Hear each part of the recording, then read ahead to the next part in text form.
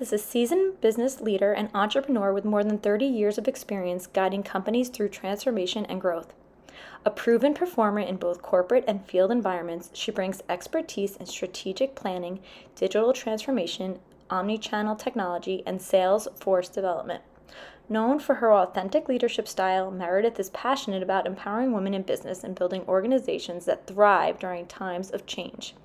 She has a strong record of delivering measurable results while mentoring the next generation of entrepreneurs and leaders. Welcome back to another episode of Live the Glamour Chats. Today I am here with Meredith Berkich, and I am so looking forward to this chat. I've watched a lot of your talks on YouTube and all the, you've been in business for so long and you grew so big in the industry, and I think there's a lot to talk about. First, can you start with, let's just go to the beginning. How did you get started in this direct sales type of business?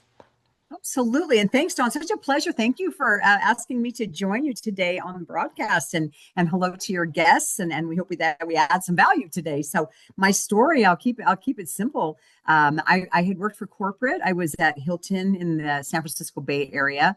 And my husband and I, who met and fell in love in college, go Ducks, we decided when I first was born that it would be best for the family for me to step out of corporate and stay home and raise the children, right? So it was wonderful. However, after about a year or two of too much month and not enough money, I really missed having my own. So I stumbled across direct selling. I had a lot of friends that were in the business in different sectors, in the beauty sector, in durable goods sectors. But what I loved about it is they had time freedom, and then they were allowed to go ahead and live their life with their own priorities. And yet they weren't always finding themselves broke or begging their husband for money to buy a new pair of shoes. So in any case, you're really traditional, but I came across direct selling. And actually, so I built an organization for over a decade, having children, getting them off to school. And then just came to a kind of a turn of life where it was like, maybe I could add a lot more value on the corporate side because I could impact a lot more people with what I had learned over 10 years of actually building the business myself. And so that's how I got over to the corporate side and direct selling. Now I've been in the channel over 30 years, and there was nowhere else on earth I'd rather be. That's amazing. I feel like there's so much talk about this industry, and there's so many businesses that we hear about it. And I wanted to talk to you about it specifically because I think there's some misconceptions and different ideas about how it works. And I think speaking to someone like you can explain it in a way where we understand it better. So can you give some thought on that? Sure.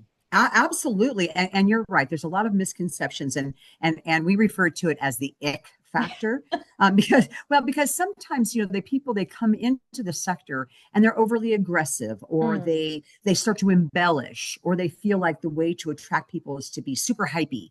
When really, the message is very, very simple. And that is, find a product that you love, share it with your friends and your warm market, and you can be rewarded maybe just enough to get your own products for free. Maybe just a little bit of pocket money, which is really what most people are looking for. I mean, my goal in coming to direct selling, I just really wanted like $250 a month to go out to a nice dinner with my husband. But sometimes people just start, talking only about the big giant checks.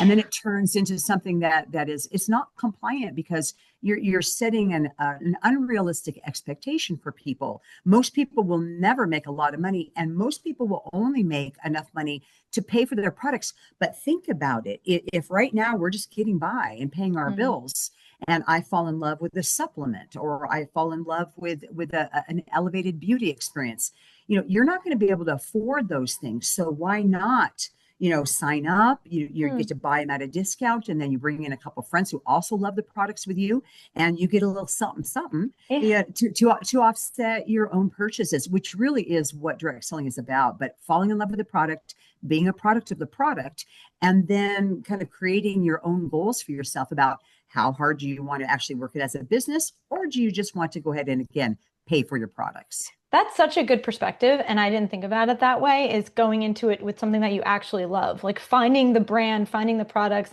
that you can stand behind, that it's not just something where you're doing it for the money or for what money you think you might make.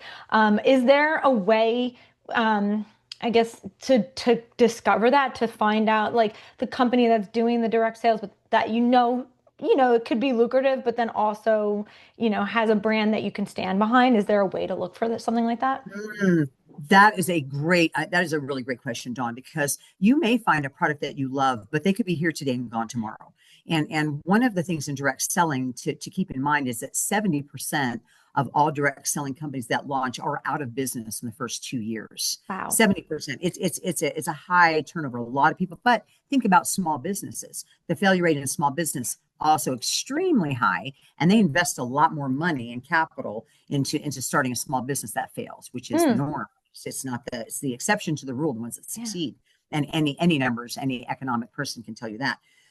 So what I always want to look for, we talk about the 5 core beliefs in direct selling, and what you really want to say is, okay, what is the vision of the company? Is it a long-term vision? Because if I'm going to take this to the next level, and actually, funny enough, I had a call last night from somebody who I knew years ago, actually when I was in the field, and she is currently looking and shopping companies. And so she had reached out to me and she said, Meredith, and I said, well, I'm on the corporate side now, but what I'll do is I'm going to give you a list of 5 of our top leaders that are very successful, very different personalities, different geographical locations. Look up their social handle. I'll give you their handles. And because you're also looking for a tribe, you're looking for a culture, but you want to make sure that the vision of the company, what it is going to do is it a long-term value proposition? Because if they're just looking to build a business, they fall into the direct selling churn and burn category, which is 2.5 years in, 2.5 years out.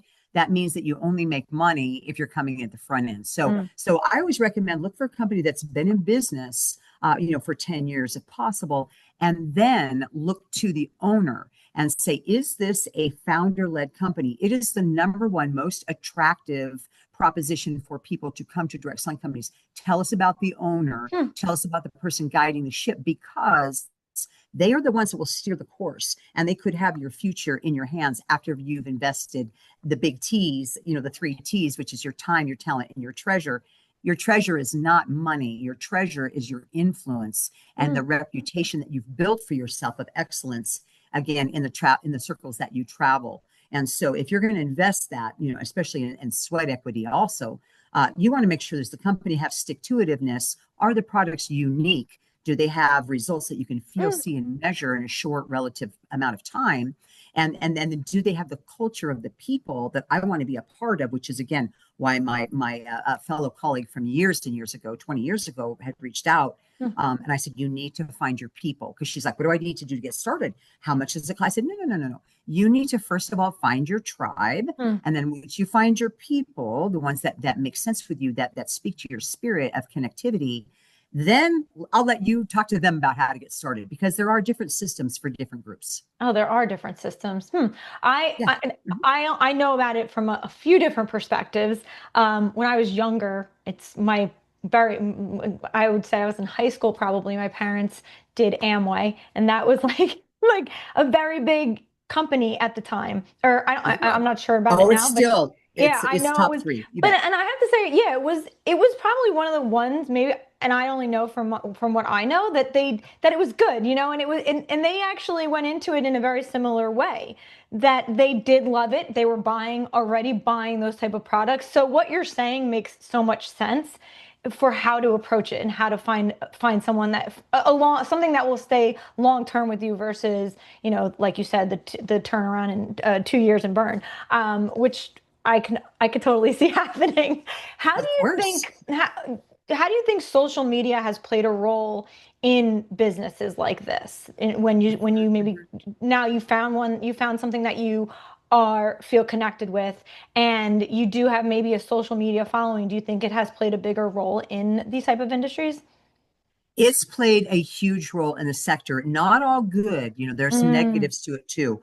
So I think that the number one, the need to operate your business compliantly has never been more important, because it is very easy to sensationalize and then again go back to okay, I'm going to get their attention by making an income claim, by making a product claim about what it will do that is absolutely not acceptable, because the results may not be atypical.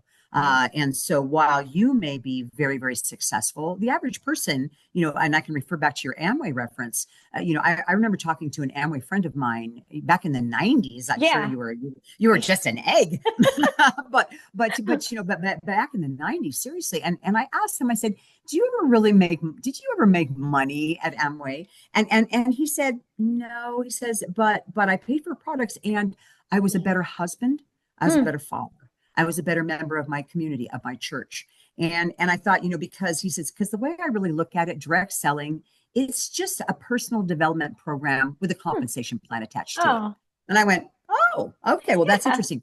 So I think the importance of social and how we can leverage that is just show your life and live your life. And if people see a better version of yourself, you seem happier, you're, doing some pretty cool things. You have some time freedom to, be there, a soccer mom or the dad that's at every play rehearsal or, something like that, or just, time to celebrate with loved ones, because really that's what people are looking for, especially now and in the younger generations, Gen Y, Gen Z. I mean, they're looking for life freedom, but they're also looking for, and we have to be careful about using the word freedom because that can be, imply, oh yeah, totally be free. But there's work behind this. If you really want to be successful, there's a lot of work. And unfortunately on social, the temptation is to oversimplify and sensationalize. I think that's the first risk that I see in social. The second one that is very problematic is, we talk about it a lot in coaching people and bringing in social media experts to our conferences, to leadership, meetings to talk, which is, it is like a commercial. And if all of a sudden you turn social for whatever reason that they go there, I go on Facebook because I want to see who got married, who is, who maybe had a birthday, who is moved. I haven't heard from them in years. I wonder if they're still alive. Right? We're searching for someone right now trying to determine if they're alive because it's like they disappeared and no one could find them. But the reality is that I'm going there for a purpose to connect with people socially. If all of a sudden I get a blaring, advertisement from a person who's just, oh, do this, contact me, want to know more. It's just like when you're watching television and a commercial comes on. If you can't get rid of it, if you're not watching, a channel where you can not have commercials, that's why I'm going to get up and make a sandwich or walk the dog, or I'm going to do something that's like, oh, I don't want to listen. Well, social media, I see the same way. And if you're overselling, constantly hypey promoting, people are just going to either unfriend you or they're going to hide your posts. So I think that's it. I think it has a very powerful role to play. The third and final thing I would say, I know it's a long answer. No, I love it. Well, thanks. I'm glad. The final one, though, is that it can be very beneficial to you, again, for exposure. But if you rely on it, the mistake that a lot of people make, unless you're an influencer, and of course, we're all influencers at one level, maybe only a nano, but everybody's some kind of an influencer. But if you think that you're going to not do the business and contact and invite and share products and kind of put yourself out there, if you think that you're going to rely on everybody coming to your social and instantly signing up, you're going to be disappointed. That is such a good way to finalize that, because I think that's what a lot of people think is that, oh, I'm going to use social media for anything, not even for this type of business, but it's, they think that immediately they can sell, even if you're like an affiliate marketer, like anything that you're doing, they're going there. And I think there is a lot more to it than just thinking you can get on social media and sell something. And like you said, it can turn people away pretty quickly if all of a sudden you're pushing out this new product or something that you're focused on. It's like, how do I ease into it and make it more natural to what I already do? Yeah. How would you say direct selling is different from other businesses in general? Well, I think that the biggest area that I was looking for that attracted me to it in the first place is that you can do it around your own schedule. And so you have a friend and they want to open a restaurant, for example. You know that you will be at that restaurant all the time. You know that turnover is ridiculous. You know that you will be married to that business. Maybe you'll be profitable, maybe you won't, but it will live your life for you. You will not live your life. It will live your life. And so I think with direct selling, you can set your own goals and objectives and say, so I can refer back to my own personal story, but one I've seen thousands of times, which is I set my own hours, and I can say, you know what, my husband gets home at this time. I'm going to invest 2 hours a day. I'm going to do it after we do the dishes or after we take our family walk, or, whatever the case may be. But you can set it around your schedule, and that flexibility simply does not exist in normal business. It does not exist. So I think that freedom, I think that there's an interesting piece in all this. At most companies, they have a strong recognition culture. And so in traditional business, a lot of times, I remember seeing a study years and years ago in the state of Washington, where I've spent decades and decades of my life. I'm actually an Oregonian, a very proud Oregonian. But having lived in Washington, I remember on the front page, it had talked about a state worker employee survey. And it was talking about what are your biggest complaints in being a state employee. And surprisingly, it wasn't the money, it wasn't the benefits, it wasn't the culture, it wasn't the expectation. They said it was the lack of recognition for a job well done. Wow. It was the number one complaint of the employees of the state, a lack of recognition. And I think that direct selling is designed to celebrate people. And it is, one of the things that I've been very impacted and did a keynote around it not too long ago was the difference between the world right now and how direct selling is actually a place of inclusion and acceptance. Come just as you are. There's no judgment here. There's no judgment about where you went to school or what degree you have or what's your socioeconomic background. There's none of that. It's like you come and on your own merit, you have control over the level of success of what you're willing to invest. Again, the 3 big T's, your time, talent, and treasure. So you have much more control over your future. You have much more ability to really choose who you work with, which is another big thing. That's about big. business. Yeah.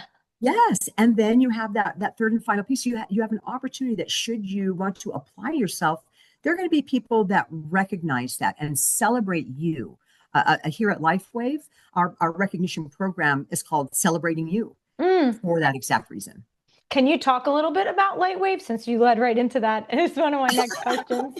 Sure. Since it's something that you're currently working on, Right. I'd love to hear more about it.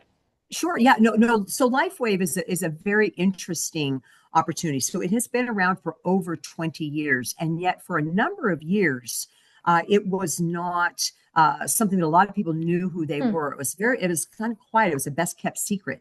And even though it's in over 50 countries, and even though it's been around for a long time, it's still a very best kept secret. And so we have patches that you put on your skin, non-transdermal, and they actually reflect the inner light that you have within you. And it does some amazing things about lighting up your body.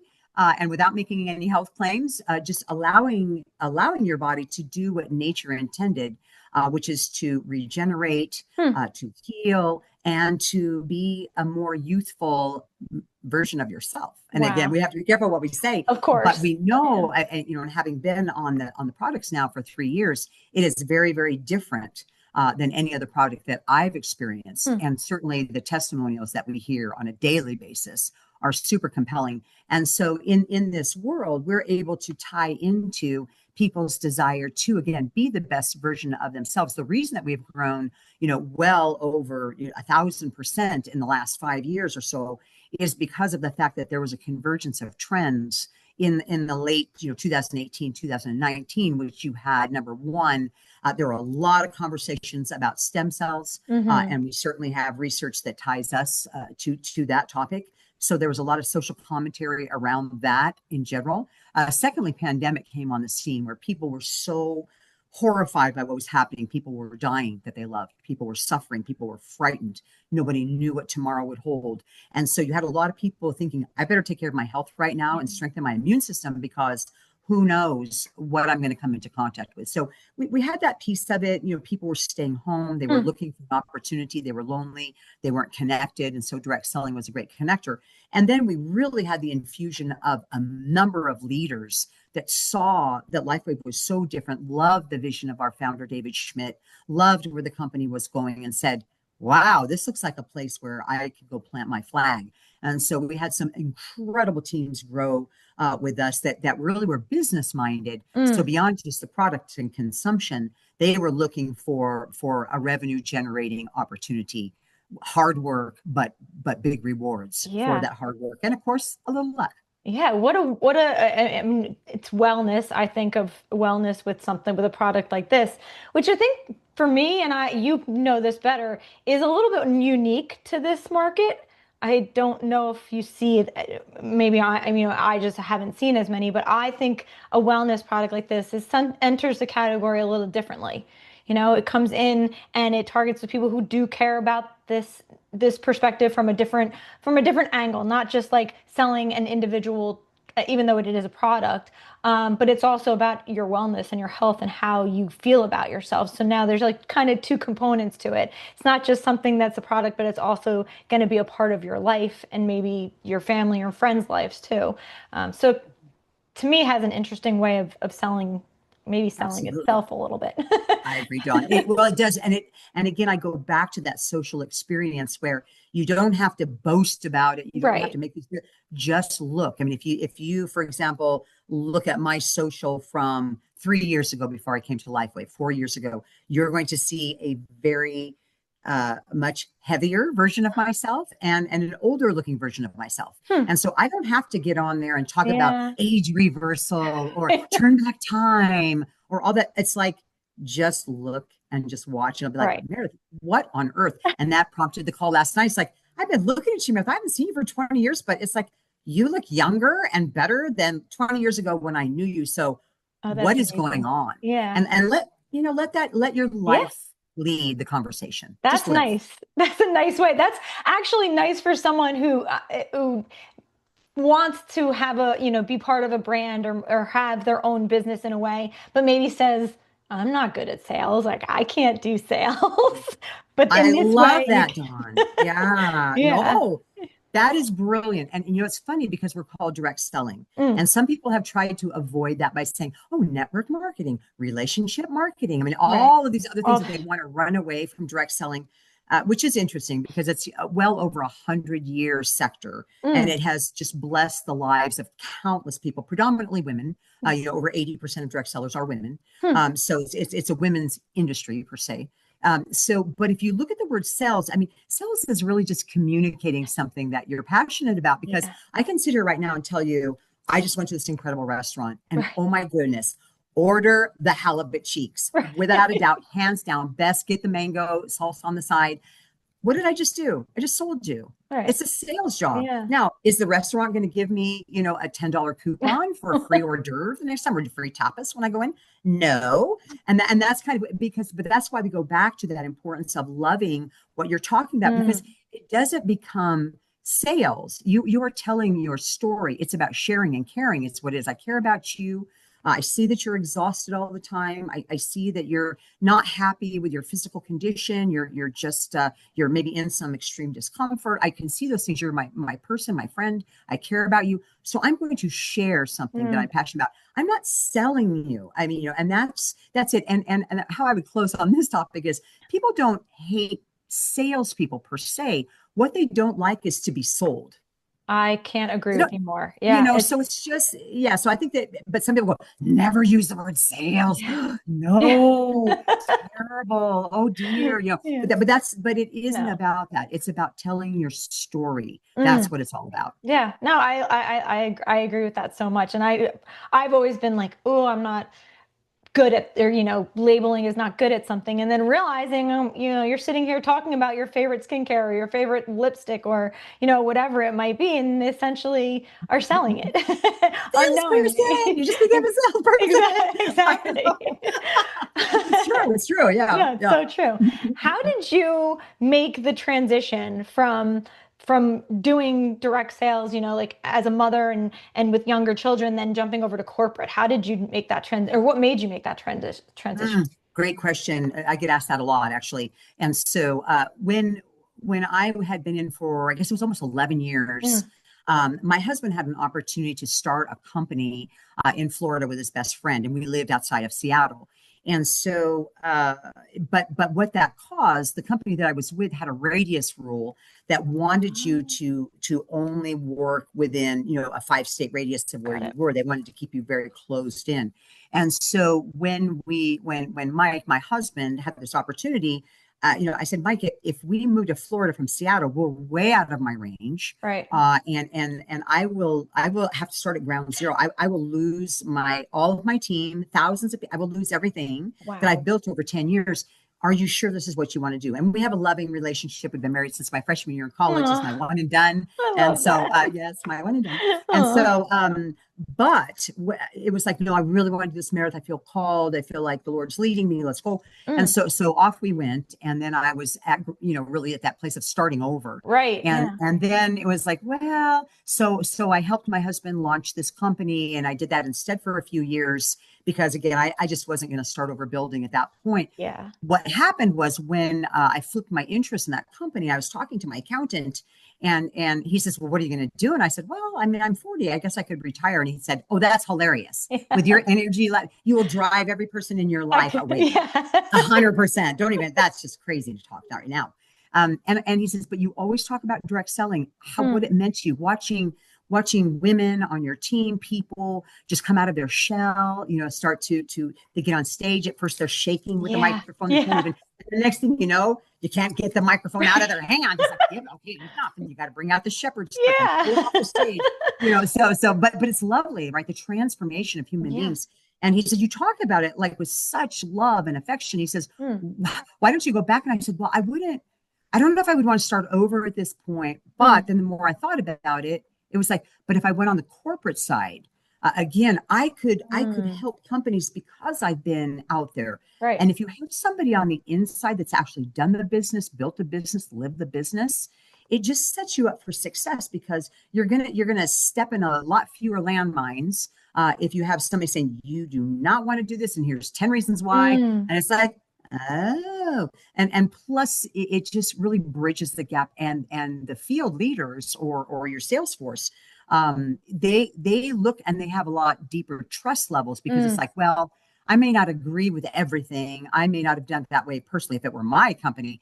However, at least I know there's some people on the inside that actually understand the business, that know the business. And I think that that's a superpower. And it's one of the things I look for when I'm interviewing people to hire and bring on board. I think of, the latest hire, one of my presidents, a regional president of North America, and she comes to us. She's been on board a year and just promoted her to the president level. And she comes again from being in the field. I'm always asking about it. It's in my list of questions for interviews. It matters. Yeah, that makes sense. That for you to have a background, for you to understand it in that position is so different than if you were to just come in not knowing that side of the business or how it works or what it feels like to be part of that. How would you say, are there businesses that maybe have a product, have a brand, and they are looking to turn it into direct sales? Is there a way, is that something that you do once you have a business, or would you say it starts that way? That is an interesting question. We saw it a lot in pandemic because there were a number of direct selling companies out there during pandemic that had built businesses, beauty brand businesses, actually with kiosks. I don't need to name names, but they had kiosks in the airports, kiosks in the train stations. They had they were in the malls. And then, of course, when they were shut down and travel was shut down, they had nowhere else to go. And so so a lot of them, we saw them come into the business, into the sector, and see all of a sudden they wanted to start being a direct sales company. And then it's a matter of, well, they didn't stay because they really, the retail companies have a hard time. Retail companies struggle. Even if they do well for a time, we see them come in and we see them go out, even ones that are well-intentioned and have a good, successful run. Because direct selling, it's just different. And I don't see many retail that open up a channel in direct selling that are successful over time. Interesting. Because a lot of times I don't think that owners understand the model really, but you have to love it. You have to love the people. You have to love who they are. You have to celebrate entrepreneurs, and there has to be a piece of your soul that just rejoices in their success. And I think that retail, they're looking at it differently. And we actually have the opposite right now happening in direct selling in record numbers, where we have direct selling companies leaving the channel, abandoning the channel, cutting back to a 2-level more affiliate program and taking their business online after they have amassed customers really at the hands of their direct selling independent sales force, Wow. which is tragic because they build up that book of business and then it's like, well, we have to pay a lot less, if we just go online and we don't really have to, reward, and that the people are kind of high maintenance and Interesting. they're leaving in numbers that we have not seen in the 30 plus years I've been in direct selling anyway. Why do you think that's happening? Is there, a reason for that? Well, I think that now with the onset of the digital transformations, Mm, I think that some companies are greedy, and that certainly mhm. isn't all of them. Some of them end up that they're struggling and they haven't adapted to a way to be successful and embrace the new norm. And so what's happening to them is because they're struggling, then they maybe get some venture capitalist money, they get VC Okay. money, and then the VCs are quick to want to flip them Yeah. and turn them over into profitability, just looking at the numbers, not seeing human Nuts. beings as the numbers, but seeing the numbers. Yeah. And it's a lot lower maintenance model. I mean, just Mm. going online to an affiliate, it's easy. Oh, And people are right. all embracing it right up to Amazon, I right? keep hearing, that's another buzzword, affiliate marketing, and then direct sales. And would you say they are competitive with each other? Absolutely love that question. And we get it asked it all the time. So the affiliate model caters to influencers in particular, Mm, in a big way. It is something that really the onset of it came probably around 2012, 2014 with the yeah. onset of the entrance of that program, where you have somebody that's going to refer, and so you give them a little something, but they don't build a business. Mm-mm. The issue with affiliate, which is interesting again, is that we always say customers don't beget massive customers. And so Mm, a customer may share with a friend or two, get their products for free. But the people who build big legacy businesses yeah. are focused on business building. And generally, affiliate Huh. programs don't support that because they're shallow. So an affiliate program, for example, will pay one or two levels deep. Yeah. And that just means that you bring in me, Right. I bring in my friend Joe, and maybe you'll get a little percentage of what I do and a percentage of what Joe does. But that's about it in an Yeah. affiliate. So there really isn't kind of that wealth building Mm, concept of being able to establish a business, right. because it's a shallow build. Um, and what happens in affiliate modeling, and affiliate models in general is they have a lot of affiliates, but they don't also a lot of times build a culture. And in direct selling, people are looking for a family. True. What do people hunger for? I want to be a part of something bigger than myself. Mm, I want to have my life matter. I want to make a difference, right? mm, It is a core driver in humanity, especially now where people are feeling lost and they're feeling yeah. disconnected. And what's it all about? There's a feeling of hopelessness. And Yeah. that's why we see suicides on the Mm, rise in our young people, why we see some of the craziness going on. People just are they're in these echo chambers and they get polarized. And so people are wanting to join communities.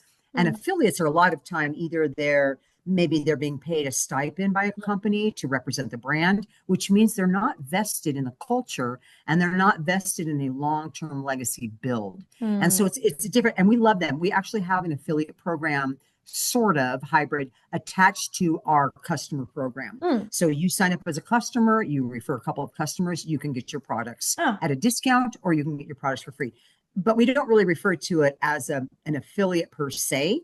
Now we have a lot of influencers at LifeWave, a lot of them, and we actually have made revisions lately hmm. to allow them to represent multiple brands online, so long as they're not competing, so long as Mm, they're compliant, no matter which brand they're representing in right.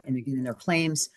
But the reason for that, of course, is that the younger generations, especially people in their 20s and 30s, they are not going to be tied to only one revenue stream. They're Mm, not going to double down on that. They're looking to have really over 50% of them that by the year 2027 want to have multiple streams of income. So we watch the affiliates, we help them, but we would much rather say we are a direct selling company. We support the direct selling model. mm, We want people to come, plant their flag, build a culture, build a legacy, and be part of the long-term success for the next 20 years at LifeWave. mm. Oh, I think that's so important is to have something that lasts longer than a few years that you could be involved in. If someone wanted to get into, Life Wave or something like that, how would they get started, or where would they go? Mhm. Well, I'll go back to my conversation just last Yeah. night, right? It's very easy. It's like, because that was the question. What do I need to do to get Right. started? And I said, well, I'm at corporate now. I'm not like I was in the field when I was with you. I said, so it's not appropriate for me to kind of get into Yeah. that because it really matters about your tribe. Again, the team Mm. is all about the team. And so the reason that I shared with her, 5 social media handles, very different groups.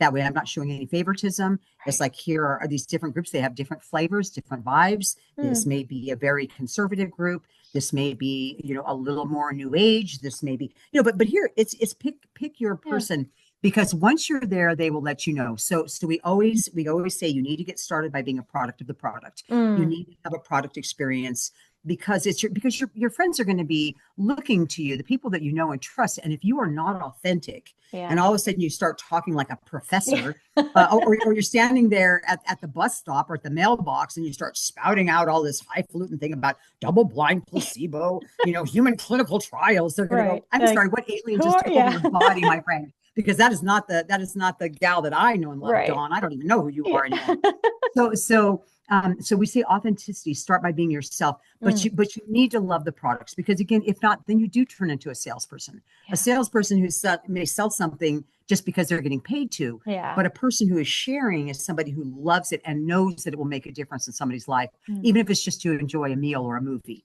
right? Yeah. You are selling, Yeah. right? So to get started, I just always say, find a product that you love. And now she already knew last night she loves the product. She's Yeah. seen it change lives of people around her. She's saying, "What's up with this product? Right. What's up with X39? What is this all about?" And I said, now what you need to do is find your people, because at the Mm. end of the day, that's again one of those benefits we talked about, Dawn, right? I mean, this is it. You get to choose who you work with. You get to choose your team. And what you don't want to do is jump in with a team and Mm. then see another team and go, I would have been so much better Right. with that group.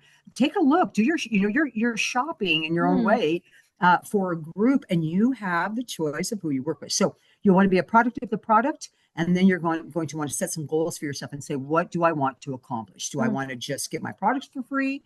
Do I want to make like myself, maybe just $250 a month for a nice dinner out with hubby? Um, Mm. or am I looking for part-time income, Right. around my kids' schedule and around nap time? It's a big driver, right? Mm. So identify your goals, and then look at the project and say, is it something that they can go down and buy at Costco for half the price? You don't want something that isn't Good. patented, something that's a Me Too product. Mm. You want a brand, you want reliability, and then you can, start doubling down on that. And then just get with your team, and you want to, make your list and figure out, who could benefit from Mm. the story that you're going to be telling. And then, get yourself versed to the system, and then just start being consistent. I will tell you, after 30 years of this, though, Dawn, it is about consistency. Mm. No matter what, you never, never, never quit. Of course, that's a great, fundamental principle in life. Right. You don't want to give up until you need to, right? Hmm. But the reality is, it is consistency, consistency, consistency. And if you're building a business, we refer to it as just flipping over those cards, Yeah. and you know that the aces are going to turn up. Oh, I like that. That's great. That's a good one. Oh my God. I love that. I have to remember that. That's amazing. I always somewhat end on, the name of my show is Live the Glamour. And I love to ask this question. How would you say in your life, personal life, business life, you live the glamour every day? Live the glamour every day. That is such a Yeah. great phrase. Thank you. I think, it's funny.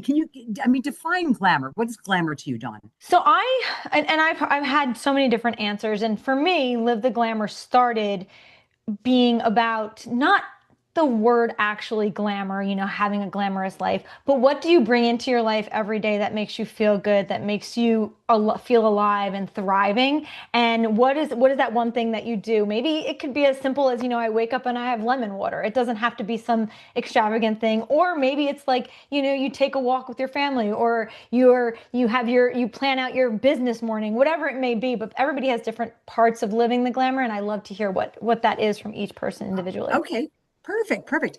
Well, the way that I would answer living the glamour for me, and we talk a lot about this at this company, Yeah. because we're a company that's all about the light. It is what lights you up. And because that inner glow that people have, I mean, beauty is just, it comes from within, right? Yeah, It's a definition that is, do you have a beautiful spirit? I once heard this horrible quote, and I don't know if you'll want to cut it out or not, but they said, that beauty is skin deep and ugly is to the bone. Ooh. And I thought with that, and I thought, wow, that's an intense thing to say. But at the root of it, it's so true, right? You can look glamorous. Yeah. You can be shallow and superficial, and people look at you and go, Mm-hmm. oh my goodness, Mm-hmm. wow, I only look like that. She's so glamorous. But the realization that it is your inner beauty that shines, that light that you have that attracts people with your honesty, your integrity, with your sincerity, and again, with that, am I being myself?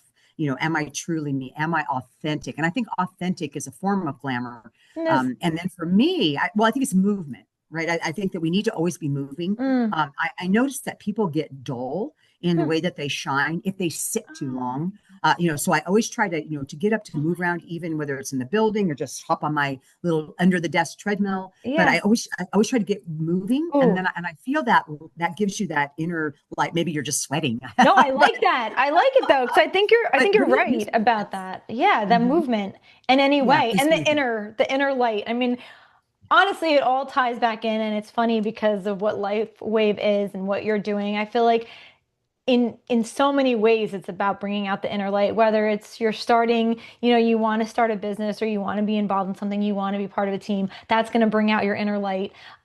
The actual product itself does that. So I think in a lot of different ways, it's really here come together and show that that's the most important part. And for us to end on a conversation like that, like using Live the Glamour and saying that, I feel like it's the perfect tie-in. So yeah, I truly appreciate all the time and I mean, there are so many takeaways from this for anyone looking to get into this type of business, or hearing a perspective like yours of taking something they worked in and then years later going on the corporate side. You've had a lot of great insight for all of us. So I thank you for your time. Oh, thank you, Donna. It's been my absolute pleasure. All the best to you, and just live your life, the best version of yourself. Where can everyone find you? I'll put that in the description box, but where's the best place to find you? I would just say you can go to lifewave.com. Perfect. You can go to Meredith Berkich on Facebook. Either way, you'll find me. Excellent. Thank you so much, Meredith. Have a great rest of the day. Yes, you too, Don. Thank you. Bye.